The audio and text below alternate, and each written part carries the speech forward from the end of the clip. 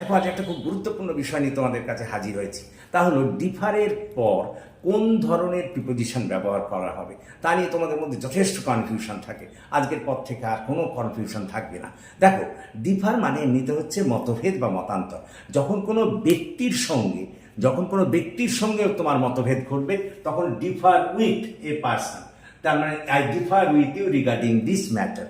2 number বলছি যে যদি কোনো বিষয়ে তোমার মতান্তর ঘটে তাহলে কিন্তু on, differ on a point, he differs with me on this point.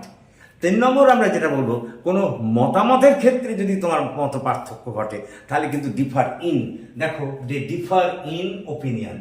4 নম্বর বলছি যদি দুটো বস্তুগত দিক দিয়ে দুটোর মধ্যে মত পার্থক্য ঘটে, মানে দুটো বস্তুর মধ্যে যদি পার্থক্য দেখা দেয় তাহলে তখন সেক্ষেত্রে ডিফার ফ্রম, যেমন the quality of this rice differs from that quality of rice. Thank you for watching and listening.